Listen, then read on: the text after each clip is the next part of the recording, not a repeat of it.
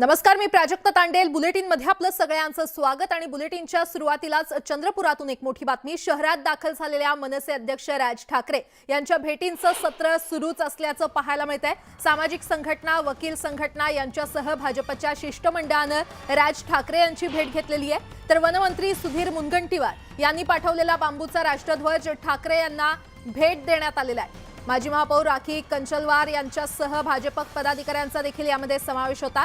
राज ठाकरे यांनी चंद्रपुरात वाढीस लागलेल्या बांबू आधारित उद्योगाबाबत आज माहिती घेतलेली आहे. मनसे अध्यक्ष राज ठाकरे हे काही दिवसांच्या विदर्भ दौऱ्यावर आहेत आणि चंद्रपुरात त्यांच्या गाठीभेटी सुरू असल्याचं आपल्याला पाहायला मिळतंय. अधिक माहिती देत आहेत आमचे प्रतिनिधी विशाल पाटील आपल्यासोबत जोडले गेलेले आहेत. विशाल, राज ठाकरे ऍक्शन मोडवर पुन्हा एकदा. नक्कीच प्राजक्ता, मनसे अध्यक्ष राज ठाकरे पुन्हा एकदा ऍक्शन मोडमध्ये आलेले आहेत. सकाळपासूनच चंद्रपूर शहराचा आढावा मनसे पदाधिकाऱ्यांकडून ते घेत आहेत. थोड्या वेळापूर्वीच ह्या दौऱ्यामध्ये मनसे अध्यक्ष राज ठाकरे यांच्या भेटीगाठी ज्या आहेत त्या भाजपच्या नेत्यांशी होताना अधिक आपल्याला पाहायला मिळत आहेत.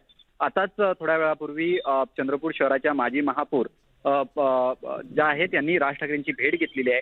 आणि या भेटीचं एक सगळ्यात महत्वाचं म्हणजे त्यांनी एक जी भेट वस्तू दिलेली आहे ही अधिक चर्चेत राहिली आहे. थोड्या वेळापूर्वीच ते आता भेट घेऊन हॉटेलच्या खालती आलेले आहेत. आणि एकंदरीत जर पाहायला गेलं तर या दौऱ्यामध्ये मनसे अध्यक्ष राज ठाकरे जे आहेत त्या ऍक्शन मोडवरती आलेले आहेत. नागपूर शहराची त्यांनी कार्यकारिणी बरखास्त केली. ज्या पदाधिकाऱ्यांकडनं काम झालेलं नाहीये किंवा पक्ष विस्तारासाठी तिथे वाव मिळालेला नाहीये अशा पदाधिकाऱ्यांवरती त्यांनी कारवाई करून थेट नागपूर शहरामध्ये त्यांनी कार्यकारिणी बरखास्त केली. चंद्रपूर शहरामध्ये सुद्धा आज ते दिवसभर 6 विधानसभा निहाय आढावा घेणार आहेत. त्या अंती नेमका काय राज ठाकरे इथल्या पदाधिकाऱ्यांच्या बाबतीत भूमिका घेतात हे पाहणं महत्वाचं असणार आहे. मात्र सद्यस्थितीला मनसे अध्यक्ष राज ठाकरे यांचा विदर्भ दौरा हा भाजपच्या नेत्यांच्या भेटीगाठींमुळेच अधिक चर्चेत राहताना आपल्याला पाहायला मिळतोय. चंद्रपूर शहरात त्यांनी सकाळच्या पहिल्या टप्प्यामध्ये जे चंद्रपूर शहरातील विविध मान्यवर आहेत, विविध क्षेत्रामध्ये काम करणारे लोक आहेत, त्यांच्या भेटीगाठी घेतल्या आणि शहराच्या बाबतीत एक आढावा जो आहे हा मनसे अध्यक्ष राज ठाकरेंनी घेतला. आणि आता विधानसभा निहाय चंद्रपूर शहरातील पदाधिकाऱ्यांची बैठक जी आहे ही आता सुरू झालेली आहे. एकंदरीत ही एक 3:30 वाजेपर्यंत ह्या बैठका सुरू होऊ शकतात. त्यानंतर मनसे अध्यक्ष राज ठाकरे चंद्रपूर शहराच्या बाबतीत काय भूमिका घेतात किंवा काही नव्या नेमणुका करतात का याकडेच आता सगळ्यांचं लक्ष लागलेलं आहे. मात्र सद्यस्थितीला मनसे अध्यक्ष राज ठाकरेंच्या इतर भेटीगाठी ज्या आहेत त्या अधिक होताना आपल्याला पाहायला मिळतात. निश्चितच विशाल, आता राज ठाकरेंचा हा पुढचा दौरा नेमका कसा असेल ते देखील पाहणं तितकंच महत्त्वाचं ठरणार आहे. धन्यवाद या सविस्तर माहितीसाठी. दरम्यान चंद्रपूर शहराचे भाजपचे माजी महापौर आणि उपमहापौर हे राज ठाकरेंची भेट घेण्यासाठी आले. त्यांच्याशी संवाद साधलाय आमचे प्रतिनिधी विशाल पाटील यांनी. मनसे अध्यक्ष राज ठाकरे विदर्भ दौऱ्यावरती आहेत आणि आज ते चंद्रपूर शहरामध्ये आहेत. खरं तर मनसे अध्यक्ष राज ठाकरे यांचा विदर्भ दौरा अधिक चर्चेला जातोय ते म्हणजे भाजप नेत्यांच्या भेटीगाठींमुळे. आजही चंद्रपूर शहरामध्ये भाजपचे माजी महापौर उपमहापौर जे आहेत हे मनसे अध्यक्ष राज ठाकरे यांची भेट घेण्यासाठी आलेले आहेत. आणि भाजप नेते सुधीर मुनगंटीवार यांच्याकडनं ते भेटवस्तूसुद्धा घेऊन आलेले आहेत. आणि आपल्यासोबत चंद्रपूर शहराचे माजी महापौर आणि उपमहापौर यांच्याशी आपण बोलणार आहोत. खरं तर मनसे अध्यक्ष राज ठाकरे यांची जवळीक जी ही कुठेतरी भाजपशी वाढताना पाहायला मिळते. तुम्ही सुद्धा आज या ठिकाणी भेटायला आलेलात. मनसे अध्यक्ष राज ठाकरे पक्षवाढीसाठी म्हणून या दौऱ्यावरती आहेत. राजसाहेब त्यांच्या पक्षवाढीसाठी दौऱ्यावर आलेले आहे, पण आमच्या चंद्रपूर जिल्ह्यात आलेले आहे, आमच्या चंद्रपूर शहरात आलेले आहे आणि अतिथी देवो भव. आणि आमचे आदरणीय नेते सुधीरभाऊ मुनगंटीवार त्यांनी एक सदिच्छा भेट आमच्यामार्फत राजसाहेबांना देण्यासाठी पाठवलेली आहे. हा सुंदरसा असा एक झेंडा आहे. याच्यामध्ये माननीय पंतप्रधान मोदीजीचं भाषण आपण ऐकू शकतो. सुधीरभाऊ मुनगंटीवार यांनी बांबू संशोधन केंद्र इथे चंद्रपूर जिल्ह्यात सुरू केलेलं होतं आणि त्याच्यामध्ये जे काही कलावंत आहे त्यांनी अनोखी कला याच्यामध्ये सादर केलेली आहे आणि त्यामुळे चंद्रपूर जिल्ह्यात बरंच काही रोजगारसुद्धा मिळालेला आहे. आणि अशीच एक अनोखी भेटवस्तू आम्ही राजसाहेबांना सदिच्छा भेट. केंद्रीय मंत्री नारायण राणे यांना मुंबई हायकोर्टानं दणका दिलाय. त्यांच्या जुहूमधील अधीश या 7 मजली बंगल्यातील बेकायदा बांधकाम नियमित करण्यास मुंबई हायकोर्टानं नकार दिलाय. राणेंच्या अधीश बंगल्यासंदर्भातील याचिका फेटाळताना कोर्टानं मुंबई महापालिकेला कारवाई करण्यास परवानगी दिली आहे. त्यामुळे राणेंच्या बंगल्यातील अनधिकृत बांधकामावर हातोडा पडणार हे स्पष्ट झालंय. सुनावणी दरम्यान कोर्टानं स्पष्ट केलंय की नारायण राणे यांनी समुद्रकिनारी अवैधपणे तिप्पट बांधकाम केलंय. दरम्यान या पाडकामावर राणेंच्या वकिलांनी कारवाईवर स्टे मागितला होता. मात्र कोर्टानं स्टे देण्यास नकार देताना 10 लाखांचा दंड देखील ठोठावलेला आहे. आज जो जजमेंट पास हुआ, जजमेंट में बहुत ही क्लियर हो गया कि कोर्ट ने डेमोलिशन परमिट कर दिया है। अदालत ने अपने फैसले में कहा है कि नारायण राणे ने सीआरजेड में 3 गुना ज्यादा कंस्ट्रक्शन किया, एफएसआई नॉर्म्स का वायलेशन किया, दुनिया भर के कानूनों का वायलेशन किया। और साथ ही साथ जब नारायण राणे के एडवोकेट ने कोर्ट से एक स्टे मांगा कि आप हम कम से कम ये प्रक्रिया 4 हफ्ते रोक दीजिए ताकि हम सुप्रीम कोर्ट जा सकें, तो कोर्ट ने इस मांग को, इस स्टे की मांग को, यानी स्टेटस को की मांग को कोर्ट ने खारिज कर दिया। पत्राचाळ व्यवहाराशी संबंध नसल्याचा राऊतांचा दावा ईडीनं खोडून काढलाय। पत्राचाळ पुनर्विकास प्रकल्पाच्या अंमलबजावणी संकल्पनेच्या संपूर्ण प्रक्रियेमध्ये देखील राऊत सहभागी होते असा दावा ईडीनं दोषारोप पत्रात केला। तत्कालीन मुख्यमंत्र्यांनी 3 ऑक्टोबर 2007 रोजी या संदर्भात घेतलेल्या बैठकीत राऊत हे उपस्थित होते असं दोषारोप पत्रात म्हटलंय। घडलेल्या गुन्ह्यातून संजय राऊत यांना गुरु आशिष कंपनीकडून 3 कोटी 28 लाख रुपयांचा लाभ झाला असं देखील या चार्जशीटमध्ये म्हटलेलं आहे। दसरा मेळाव्याच्या मुद्द्यावरून शिवसेना आता आक्रमक झाली आहे। आज शिवसेनेचं शिष्टमंडळ दसरा मेळाव्याच्या परवानगीसाठी जी नॉर्थ वॉर्डमध्ये धडकणार आहे। यावेळी जी नॉर्थ वॉर्डमध्ये अधिकाऱ्यांची शिवसेना शिष्टमंडळ भेट घेईल। महत्त्वाचं म्हणजे परवानगी मिळाली नाही तर शिवसेना हायकोर्टात जाणार आहे।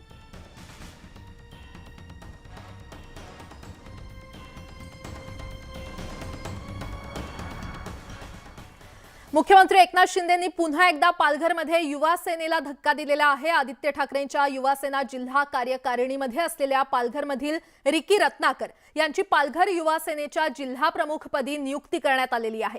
मुख्यमंत्री एकनाथ शिंदे यांच्या हस्ते ही नियुक्ती झाली असून शिंदेंकडून रत्नाकर यांना नियुक्तीपत्र देण्यात आलंय।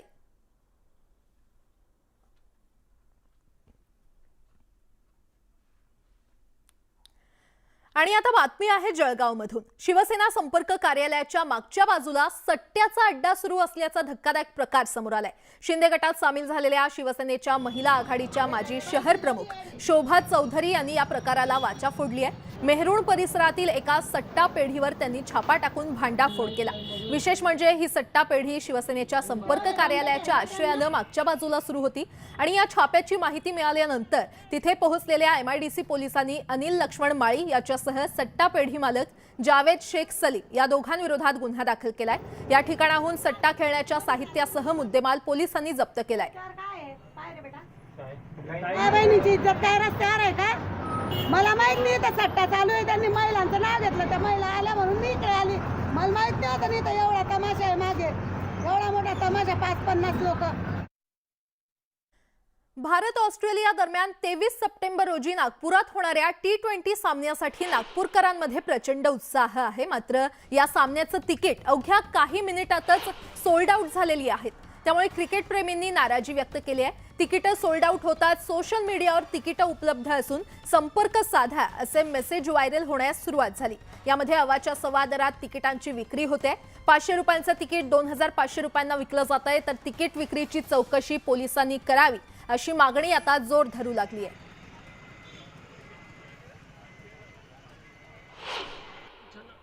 3800 का टिकट है, 3800 वाला 2 है, 2 उसके बाद में 3800 वाला 2 है क्या? कौन सा है लेकिन? जे में एन में है क्या? कितनी प्राइस है एन वाली? 500 रुपये वाली? नहीं, 3800 प्राइस ही है। अच्छा, तो ये कितने में देंगे अपने को? अब देख लीजिए कितना दे सकते हैं। बोलो ना। 3800 8,000 पर गया लगभग, 8,000 जीएसटी सब कुछ लेके 8,000 पर गया टिकट का, 2 टिकट। 8,000 पर 2 टिकट, 9,000 दे देंगे। कितना चाहिए बताओ फिर? हाँ, 12 मिलेगा। कितना? 12 तो बहुत ज्यादा हो गया यार। एक 4,000 वाला है ना? 3500 का है, जीएसटी लेके सब कुछ लगे 3800 कुछ रुपया पड़ा था, 4000, तो मतलब 76, 7,000, 700, 800 हो गया। आणि आता राजकीय गोटातून एक मोठी बातमी। मुख्यमंत्री एकनाथ शिंदे हे उद्या दिल्लीमध्ये दाखल होणार आहेत। न्यूज 18 लोकमतच्या बातमीवर आता शिक्कामोर्तब झालंय। महाराष्ट्र सदनातील बँकेट हॉल आणि प्रेस कॉन्फरन्स हॉल बुक करण्याच्या सूचना देण्यात आलेल्या आहेत, तर केंद्रीय निवडणूक आयोगामध्ये देखील मुख्यमंत्री जाण्याची शक्यता आहे। महाराष्ट्र सदनात अनेक रूम बुक करण्यात आलेले आहेत आणि जवळपास 40 आमदार इथे येणार असल्याची माहिती आपल्यापर्यंत पोहोचते। विविध रखडलेले प्रकल्प मार्गी लावण्यासाठी मुख्यमंत्री एकनाथ शिंदे हे लवकरच दिल्लीवारी करतायत आणि उद्या ते दिल्लीमध्ये दाखल होणार असल्याचं आपल्याला पाहायला मिळतंय। महाराष्ट्रातल्या विविध प्रकल्पांबाबत केंद्रीय मंत्र्यांची देखील ते भेट घेणार आहेत। तर वेदांता फॉक्सकॉन प्रकरणानंतर महाराष्ट्र सरकार फ्रंट फूटवर केंद्रीय मंत्री अश्विनी वैष्णव आणि नितीन गडकरींची ते भेट घेणार असल्याचं आपल्याला पाहायला मिळतंय। न्यूज 18 लोकमतच्या बातमीवर एक प्रकारे शिक्कामोर्तब झालाय, कारण मुख्यमंत्री एकनाथ शिंदे हे उद्या दिल्लीमध्ये दाखल होणार आहेत। महाराष्ट्र सदनातील बँकेट हॉल आणि प्रेस कॉन्फरन्स हॉल बुक करण्याच्या सूचना देण्यात आलेल्या आहेत। या क्षणाची अतिशय मोठी बातमी आपण पाहतोय। केंद्रीय निवडणूक आयोगामध्ये देखील मुख्यमंत्री जाण्याची शक्यता आहे। तर विविध रखडलेले प्रकल्प मार्गी लावण्यासाठी मुख्यमंत्र्यांची ही दिल्लीवारी आपण पाहतोय। महाराष्ट्रातल्या विविध प्रकल्पांबाबत ते केंद्रीय मंत्र्यांची भेट घेणार आहेत। न्यूज 18 लोकमतनं ही बातमी दाखवली होती आणि या बातमीवर आता शिक्कामोर्तब झालेला आहे। मुख्यमंत्री एकनाथ शिंदे हे उद्याच दिल्लीमध्ये दाखल होणार आहेत। महाराष्ट्र सदनातील बँकेट हॉल आणि प्रेस कॉन्फरन्स हॉल बुक करण्याच्या सूचना देण्यात आलेल्या आहेत। तर केंद्रीय निवडणूक आयोगामध्ये देखील मुख्यमंत्री एकनाथ शिंदे हे जाण्याची शक्यता आहे आणि यावेळी त्यांच्यासोबत 40 आमदार येणार असल्याची देखील माहिती न्यूज 18 लोकमतकडे आलेली आहे। या क्षणाची अतिशय मोठी बातमी आपण पाहतोय। मुख्यमंत्री एकनाथ शिंदे हे उद्या दिल्लीमध्ये दाखल होणार आहेत। न्यूज 18 लोकमतच्या बातमीवर शिक्कामोर्तब झालाय। तर विविध रखडलेले प्रकल्प मार्गी लावण्यासाठी मुख्यमंत्री एकनाथ शिंदे हे केंद्रीय मंत्र्यांची देखील उद्या भेट घेणार असल्याचं कळतंय। या क्षणाची अतिशय मोठी बातमी। वेदांता फॉक्सकॉन प्रकरणानंतर आता सरकार फ्रंट फूटवर आलेलं आपल्याला पाहायला मिळतंय। केंद्रीय मंत्री अश्विनी वैष्णव आणि नितीन गडकरी यांची देखील ते भेट घेणार असल्याचं पाहायला मिळतंय। अधिक माहिती देत आहेत आमचे प्रतिनिधी प्रशांत लीला रामदास आपल्यासोबत जोडले गेलेले आहेत। प्रशांत, मुख्यमंत्री एकनाथ शिंदे हे आता उद्याच दिल्लीमध्ये दाखल होणार असल्याचं कळतंय, काय सविस्तर अपडेट, त्यांचा दौरा कसा असेल? बरोबर आहे। न्यूज 18 लोकमतने बातमी दिली होती की मुख्यमंत्री एकनाथ शिंदे हे दिल्लीच्या दौऱ्यावर असणार आहे आणि केंद्रीय निवडणूक आयोगात देखील जाण्याची शक्यता आहे आणि सोबत आपले समर्थित आमदार जे आहेत त्यांना देखील ते दिल्लीत घेऊन येणार आहे आणि यासाठी आज सायंकाळपासून आमदार दिल्लीत यायला सुरुवात होईल।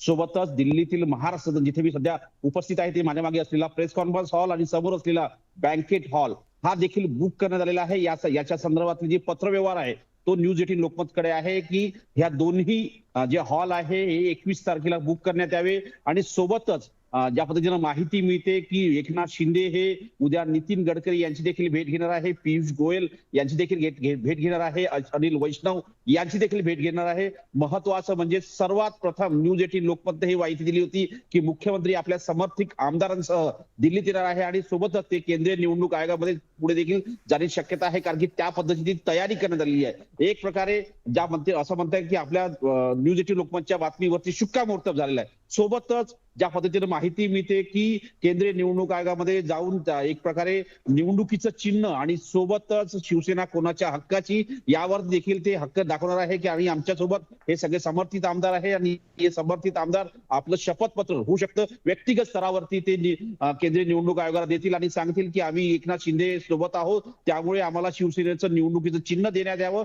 सोबतच संपूर्ण शिवसेनेची जो अधिकार आहे तो देखील एकनाथ शिंदे गटाला मिळावा अशा प्रकारची ती मागणी करू शकतात, अशा प्रकारची सूत्रांची माहिती आहे। त्यामुळे उद्याचा दिवस अत्यंत महत्वाचा असणार आहे महाराष्ट्राच्या राजकारणाकरता आणि सोबतच हे ज्या पद्धतीनं वाद सुरू आहे सध्याची शिंदे गट आणि महाविकास आघाडीच्या सरकारमध्ये विविध प्रकल्पाच्या मुद्द्यावर त्यावर देखील उद्या दिल्लीत बैठकीची सत्र होणार असल्याची सूत्रांची माहिती आहे। निश्चितच प्रशांत, आता मुख्यमंत्री एकनाथ शिंदे हे दिल्लीमध्ये दाखल झाल्यावर नेमक्या काय घडामोडी घडतात हे पाहणं महत्त्वाचं ठरणार आहे। धन्यवाद या सविस्तर माहितीसाठी। आणि आता एक मोठी बातमी, काही दिवसांपूर्वी पुणे आणि कोल्हापूरमध्ये गणपती विसर्जन मिरवणुकीमध्ये खाकी वर्दीतील पोलीस नाचल्यामुळे वादंग निर्माण झाला होता। पोलिसांची ही कृती योग्य होती किंवा नव्हती यावरून वादविवाद सुरू आहेत।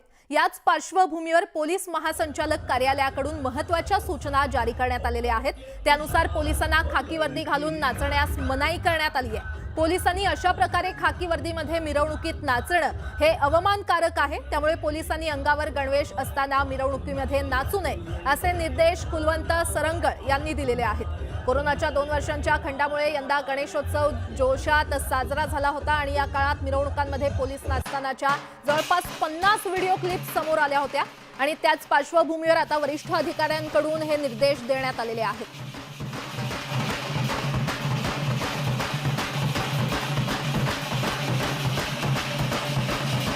थेट पुण्यामध्ये जाऊयात. तिकडे विद्यापीठात अखिल भारतीय विद्यापीठाचं विद्यार्थ्यांचं आंदोलन सुरू आहे. थेट जाऊयात. लागलाच पाहिजे सुधारित निकाल लागलाच पाहिजे विद्यापीठ प्रशासनाचं करायचं काय सुधारित निकाल लागला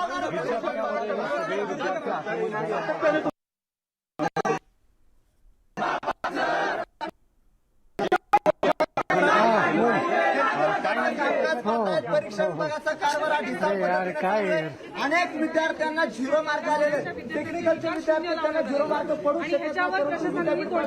जबाबदारी झटकते. अखिल भारतीय विद्यार्थी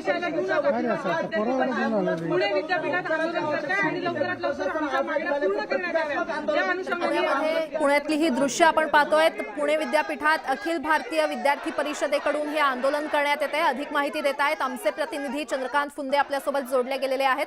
चंद्रकांत, विद्यार्थी नेमकं हे आंदोलन का करतायत, काय त्यांच्या मागण्या?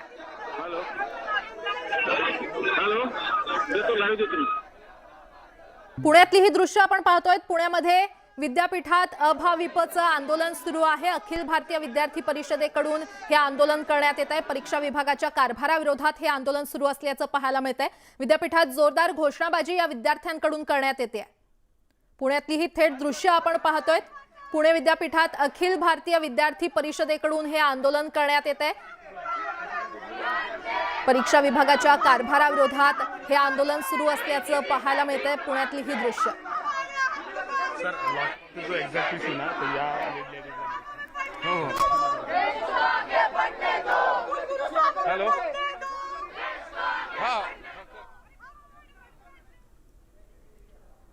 तर पुणे विद्यापीठात हे आंदोलन सध्या सुरू आहे.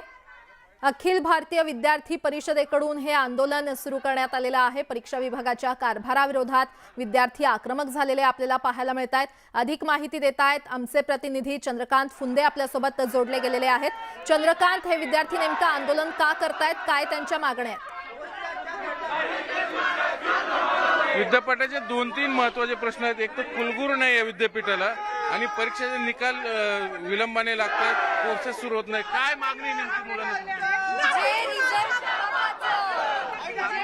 आमची मागणी इतकीच आहे, जे निकाल त्यांनी चुकीच्या पद्धतीने लावले ते लवकरात लवकर दुरुस्त करावे, ज्यामुळे विद्यार्थ्यांचे शैक्षणिक नुकसान होणार नाही. आणि जोपर्यंत आमची मागणी पूर्ण होत नाही तोपर्यंत आम्ही इथून हलणार नाही. आपण पाहू शकतो विद्यापीठात या मुलांनी अँब्युलन्स आणलेली. अँब्युलन्स का आणली तुम्ही इथून? नाही, विद्यापीठाला आज खरं तर हॉस्पिटलाइज करण्याची आवश्यकता आलेली आहे. प्रभारी कुलगुरू गेले 3 महिन्यापासून आहे, ते कारभार पाहत नाहीये. ते मुंबईला जाऊन बसतात, परदेश दौरे करतात. परंतु विद्यार्थी हा वाऱ्यावरती सोडण्यात आलेला आहे आणि परीक्षा विभागातील ढिसाळ कारभार आणि विद्यापीठाचा ढिसाळ कारभार याला सुधारित करण्यासाठी प्रतिकात्मक स्वरूपाचं अँब्युलन्स आंदोलन आज विद्यार्थी परिषदेला करावं लागतंय. महाराष्ट्रभरातून म्हणजे नगर, नाशिक, पुणे शहरातून अनेक विद्यार्थी जे परीक्षेमध्ये फेल झालेले आहेत ते विद्यार्थी आज या ठिकाणी उपस्थित आहे आणि त्या सर्व विद्यार्थ्यांना घेऊन अखिल भारतीय विद्यार्थी परिषद हे प्रतिकात्मक स्वरूपाचं आंदोलन करते. आणि येणाऱ्या कालावधीमध्ये आम्ही तीव्र स्वरूपाचं आंदोलन करू आणि जोपर्यंत सुधारित निकाल लावत नाहीये, एका विद्यार्थ्याला 0 मार्क देण्यात आलेले आहेत, तर टेक्निकलच्या विद्यार्थ्याला, लॉच्या विद्यार्थ्याला 0 मार्क पडणार नाही. मला सांग शुभम, तू आंदोलन केलं, अँब्युलन्स आतमध्ये आणली, याच्यामुळे विद्यापीठाची शिस्त बिघडत नाही का? आंदोलन का करतो? आंदोलनाची एवढी साधी मागणी आहे. विद्यार्थ्यांनी परीक्षा दिल्या, काबड कष्ट करून परीक्षा दिला, थेरटिकल पद्धतीने परीक्षा दिला. विद्यार्थी सांगतात 1-2 सप्लिमेंट आम्ही लावले तरी देखील आम्हाला 0 मार्क कसं काय? ही विद्यापीठाकडून झालेली टेक्निकल अडचण आहे. त्यांची चूक ते मान्य करत नाहीयेत आणि ही चूक न मान्य केल्यामुळे म्हणते रिचेकिंग करा. विद्यापीठ रिचेकिंग करा म्हणते, परंतु विद्यार्थ्यांचे जॉब लागलेत, विद्यार्थ्यांना बाहेर देशातून ऍडमिशन घ्यायचे, कुठे त्यांना नोकरीची संधी मिळत नाहीये. आणि जे विद्यार्थी सांगतात की फोटोकॉपी रिचेकिंग हा प्रश्न आहे, पण त्याला जी वेळ जाणार आहे तो जाणारा कालावधी खूप मोठ्या प्रमाणात आहे. ही विद्यापीठाकडून झालेली चूक आहे. मग विद्यार्थ्यांनी का भोगावं लागतंय? यासाठी आजारी पडलेल्या विद्यार्थी प्रशासनाने, विद्यापीठ प्रशासन, या विद्यापीठ प्रशासनावर उपचार करण्यासाठी आम्ही ठिकाणी आलो. जोपर्यंत विद्यार्थ्यांचे सुधारित निकाल लागत नाही तोपर्यंत हा विद्यार्थी परिषदेचा कार्यकर्ता आणि विद्यार्थीतून हलणार नाही. गुरुही नाहीत या विद्यापीठाला, हे दुर्दैव आहे. एकदम दुर्दैव आहे. East of Oxford of the east म्हणणं जाणाऱ्या विद्यापीठाचं आज या विद्यापीठातले कुलगुरू गायब आहेत. कुलगुरू गायब आहेत. आम्ही विद्यार्थी म्हणून डाग कुणाकडे मागायची, नाही कुणाकडे मागायचा, हा प्रश्न या विद्यार्थ्यांना इथे उपस्थित झालाय. आपण बघितलंय सगळे विद्यार्थी आक्रमक अशासाठी झाले कारण विद्यार्थी निश्चितच तर परीक्षा विभागाच्या कारभाराविरोधात हे विद्यार्थी आक्रमक झालेले पाहायला मिळत आहेत. चंद्रकांत, अधिकही अपडेट वेळोवेळी घेत राहू. तुर्तास धन्यवाद या सविस्तर माहितीसाठी. आणि यासोबतच इतरही काही महत्त्वाच्या बातम्या आपण पाहणार आहोत. तुर्तास एक छोटासा ब्रेक. पाहत रहा न्यूज 18 लोकमत.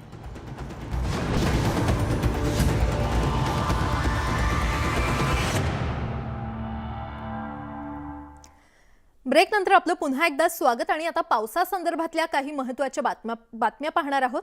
नाशिकमधून बातमी. पुरामध्ये वाहून गेल्यानं 11वीतल्या विद्यार्थिनीचा मृत्यू झाल्याची दुर्दैवी घटना निफाड तालुक्यामध्ये घडली आहे. तन्वी विजय गायकवाड असं मृत तरुणीचं नाव आहे. 11वीच्या विज्ञान शाखेमध्ये शिकणारी तन्वी शिवडी गावातील मामाच्या घरातून सोमवारी कॉलेजला जाण्यासाठी निघाली. यावेळी विनता नदीला पूर आलेला असतानाही तन्वीनं पुलावरून आपली इलेक्ट्रिक बाईक नेली. मात्र पाण्याचा अंदाज न आल्यानं काही सेकंदातच ती गाडी सह वाहून गेली. यावेळी स्थानिकांनी प्रयत्न करत तिला संत जनार्दन स्वामी पर्णकुटी जवळून बाहेर काढलं. मात्र उपचारापूर्वीच तिचा मृत्यू झाला. तिकडे अमरावती जिल्ह्यात मुसळधार पावसामुळे नदी नाले तुडुंब भरलेले आहेत. जिल्ह्यातील दर्यापूर तालुक्यातील येवदा इथला शेतकरी पुराच्या पाण्यात वाहून गेला. दुथडी भरून वाहणारी नदी ओलांडत असताना हा प्रकार घडला. बुडालेल्या शेतकऱ्याचा शोध घेतला जातोय. पाणीच नाही पाहिजे नदीले. चाळीसगावच्या तितूर डोंगरी नदीला आलेल्या महापुरामुळे मुंदखेडा पातोडा या 2 गावांना जोडणारा पूल पाण्याखाली गेलाय. या दोन्ही गावांना जोडणारा एकमेव पूल पाण्याखाली गेल्यानं पातोंडा आणि मुंदखेड्यासह इतर काही गावातील ग्रामस्थांना अनेक अडचणींचा सामना करावा लागतोय. पावसाळ्यात शेतीच्या कामासह दैनंदिन व्यवहारांसाठी पुराच्या पाण्यात जीव धोक्यात घालून प्रवास करावा लागतोय. त्यामुळे भविष्यात मोठी दुर्घटना होण्याची देखील शक्यता नाकारता येत नाही. तर ही समस्या गेल्या अनेक वर्षांपासून असून या पुलाची नव्यानं निर्मिती करून त्यांची उंची वाढवण्याची ग्रामस्थांची मागणी अजूनही प्रलंबित आहे. जळगाव जिल्ह्याला मुसळधार पावसानं झोडपून काढलेला आहे. इथली तामसवाडी आणि अक्कलपाडा धरणं 100% भरलेली आहेत. धरणातून होणाऱ्या विसर्गामुळे बोरी आणि पांझरा नद्यांना पूर आलाय. तर गेल्या 5 दिवसांपासून सात्री गावचा तालुक्याशी संपर्क तुटलाय. प्रशासनानं ग्रामस्थांचं सुरक्षित स्थळी स्थलांतर केलंय. तिकडे धुळे शहरात झालेल्या मुसळधार पावसामुळे नागरिकांना प्रचंड समस्यांचा सामना करावा लागतोय. पावसामुळे शहरातील नाल्यांना पूर आल्यानं शहरातल्या 150हून अधिक घरांमध्ये पाणी शिरलंय. तर नाल्याखाटी असलेल्या घरांना सर्वात जास्त फटका बसला असून जलमय घरांमधील नागरिकांच्या सुरक्षेसाठी आपत्ती व्यवस्थापन दलाकडून बचाव कार्य राबवण्यात आलं. जवळपास 150 लोकांना यावेळी सुरक्षित स्थळी हलवण्यात आलंय. तर शहरातील अनेक वस्त्यांमध्ये साचलेल्या पाण्यामुळे नागरिकांनी प्रशासन आणि लोकप्रतिनिधींवर प्रचंड रोष व्यक्त केला. वाशिमच्या मानोरा तालुक्यातील कोंडोली परिसरातील अडाण नदीच्या पुरातून अंत्ययात्रा नेण्याची वेळ ग्रामस्थांवर आली आहे. इतकंच नाही तर नंतर उघड्यावर अंत्यसंस्कार करावे लागत असल्याचा संतापजनक व्हिडिओ समोर आलाय. कोंडोली स्मशानभूमीचा रस्ता, पूल आणि स्मशानभूमी बनवण्याची मागणी ग्रामस्थांकडून वेळोवेळी करण्यात आली. मात्र ग्रामपंचायत प्रशासन दुर्लक्ष करत असल्यानं संताप व्यक्त करण्यात येतोय. तिकडे बुलढाणा जिल्ह्यात 8 दिवसांपासून पावसाचा जोर पाहायला मिळतोय. जिल्ह्यातील देऊळगाव मई जवळील खडकपूर्णा धरणातील जलसाठा हा 91% पोहोचलेला आहे. त्यामुळे धरणाचे 19 दरवाजे उघडण्यात आले असून मोठ्या प्रमाणात विसर्ग करण्यात येतोय. नदीकाठी असलेल्या गावांना त्यामुळे सतर्कतेचा इशारा देण्यात आला असून धरणातील आवक वाढल्यास विसर्ग आणखी वाढवला जाण्याची शक्यता आहे. त्यामुळे अनेक गावांना पुराचा फटका बसण्याची भीती वर्तवण्यात येते. सलग होत असलेल्या मुसळधार पावसानं मालेगाव शहरात पूरसदृश्य स्थिती निर्माण झालेली आहे. मोसम नदीला खेटून असलेल्या वसाहती आणि झोपडपट्टीत पुराचं पाणी शिरल्यामुळे नागरिकांची तारांबळ उडाली. ठिकठिकाणी सखल भागात पाणी साचून अनेक यंत्रमाग, कारखाने, घरात देखील पाणी शिरलं. तर अतिवृष्टीमुळे काही रस्ते आणि पूल पाण्याखाली गेले. सोयगाव, दरेगाव, भायगाव, कृषीनगर, म्हाळदे, रमजानपुरा, कलेक्टर पट्टा या भागांना या पाण्याचा मोठा फटका बसलाय.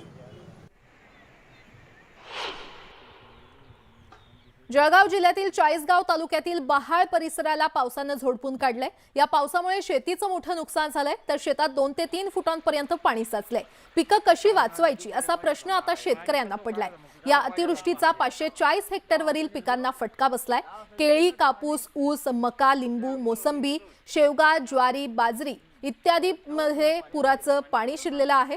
तसेच नारळी नदी लगतच्या बऱ्याच शेतात पुराचं पाणी शिरल्यानं पिकं वाहून गेली आहेत. तिकडे औरंगाबाद मधल्या दावरवाडी तांडा इथे रस्ता नसल्यानं गावकऱ्यांना अडचणींचा सामना करावा लागतोय. या ठिकाणी एका महिलेच्या मृत्यूनंतर अंत्यसंस्कारासाठी तिचा मृतदेह बैलगाडीतून घेऊन जाण्याची वेळ आली. गावातून एकही वाहन बाहेर जात नसल्यानं नागरिकांनी बैलगाडीतून महिलेचा मृतदेह गावाबाहेर काढला.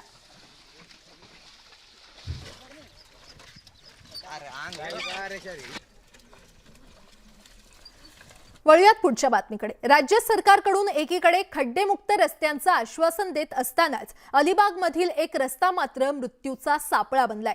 अलिबाग शहरातील या रस्त्यावर खड्डे आहेत की खड्ड्यात रस्ता असा प्रश्न प्रत्येकाला पडतोय. खड्ड्यांमध्ये रस्ता गायब झाला असून मार्ग शोधताना नागरिकांची चांगलीच कसोटी लागते. महत्त्वाची बाब म्हणजे याच मार्गावरून दररोज लाखो वाहनांची वर्दळ होत असते. मात्र अशा रस्त्यांमुळे चालक सुखरूप घरी पोहोचणार की नाही याची शाश्वती देता येत नाही.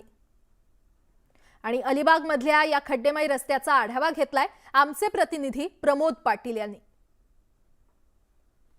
मी ज्या ठिकाणी आता बातमी बनवण्याचा प्रयत्न करतोय, आपण बघत असाल हा टेम्पो जो आयसर आहे या संपूर्ण या मोटरसायकलला अक्षरशः ठोकलेला आहे. आणि त्याचं मुख्य कारण म्हणजे या रस्त्याची जी दुरावस्था आहे ती दुरावस्था आहे. सुदैवानं या दोन्ही तरुणांचा आता जीव वाचलाय. काय गंभीर परिस्थिती आहे, काय मला वाटतं खूप वाईट आहे. सगळ्याकडे पूर्ण आलं पाहिजे हे व्हिडिओ. आणि एवढं भयंकर आहे की इथे म्हणजे कधी कोणाचा जीव जाऊ शकतो. कालच एक ॲक्सिडेंट झाला. एक फार्मा फील्डमधला एक महेश मेडिकलवाला गडपचा तो एक्सपायर झालेला आहे दुर्दैवाने. भयानक परिस्थिती आहे. आता तुमचीही परिस्थिती तशी नव्हती. हो 100% आमच्या आता खरोखर देवाची कृपा म्हणावी लागेल. तेवढ्यासाठी आम्ही वाचलो, नाहीतर आमचं पण तसलं तेच हे होतं. तर आपण बघितलं ही एक थेट दृश्य आहेत न्यूज 18 लोकमतच्या प्रेक्षकांसाठी आणि खास करून प्रशासनासाठी. हा ॲक्सिडेंट जो होता हा होता वाचलेला आहे. आणि ही जी दुर्दशा आपण बघत असाल, मोठ्या प्रमाणामध्ये गाड्यांच्या रांगा आहेत. 5 ते 6 किलोमीटर अशा प्रकारच्या रांगा आहेत. 15 मिनिटाच्या अंतराला 1.25 तास ते 1.5 तास मोबाईल होते. आणि रोज या ठिकाणी एकतरी जीव जातोय असं या संपूर्ण प्रवाशांचं आणि इथल्या स्थानिकांचं म्हणणं आहे. तेव्हा प्रशासन याकडे लक्ष देईल का की अजून जीव जाण्याची वाट बघेल हे पाहणे औत्सुक्याचं असेल. प्रमोद पाटील, न्यूज 18 लोकमत, पेण, वडखल. आणि आता गृहिणींसाठी एक महत्त्वाची बातमी आहे, कारण भाज्यांचे दर हे पुन्हा भडकलेत. गेल्या काही दिवसांपासून सुरू असलेल्या मुसळधार पावसामुळे भाज्यांची आवक ही 60% घटली आहे. किरकोळ बाजारात कोथिंबिरीचे दर हे 100 पार गेलेत. घाऊक बाजारात कोथिंबिरीची एक जुडी 80 रुपयांवर गेली आहे. फ्लावर, शिमला मिरची, फरसबी, गवार आणि भेंडी या भाज्यांनी किरकोळ बाजारात किलो मागे 100चा टप्पा ओलांडलाय. काही दिवसांपूर्वी फ्लावर, शिमला मिरची, फरसबी, गवार आणि भेंडीचे दर हे किरकोळ बाजारात 60 ते 80 रुपये इतके होते. सध्या किरकोळ बाजारात त्यांचे प्रति किलो दर हे 100 ते 120 रुपयांवर पोहोचलेले आहेत. मेथीच्या एका जुडीचा दर हा 50 रुपयांवर गेलाय.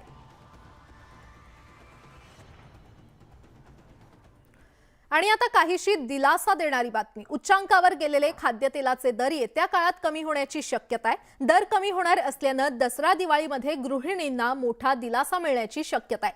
स्वदेशी तेलबिया मोठ्या प्रमाणात बाजारात आल्यामुळे हे खाद्यतेलाचे दर येत्या काळात कमी होण्याची आशा आहे. युद्धानंतर आता रशियाहून हळूहळू आयात सुरळीत होते. अशी सर्व स्थिती असताना सध्या स्वदेशी खाद्यतेल स्थिती देखील सुधारते आहे.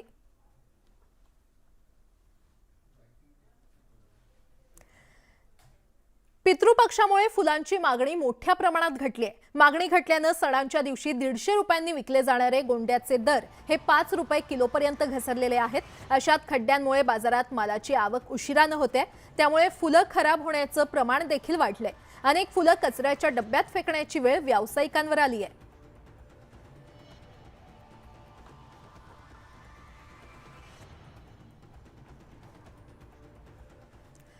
राज्याचा यंदाचा गाळप हंगाम 15 ऑक्टोबर पासून सुरू करण्याचे निर्णय मुख्यमंत्री एकनाथ शिंदे यांच्या अध्यक्षतेखाली झालेल्या मंत्री समितीच्या बैठकीत घेण्यात आला. यंदा ऊसाचं क्षेत्र वाढलं असून साखर उत्पादनात महाराष्ट्र जगात 3रा असल्याबद्दल मुख्यमंत्र्यांनी अभिनंदन केलं. दरम्यान साखर कारखानदारांनी एक रकमी FRP देण्याची मागणी सदाभाऊ खोत यांनी केली आहे. तर एक रकमी FRP न दिल्यास संघर्ष करू असा इशारा देखील त्यांनी दिलाय.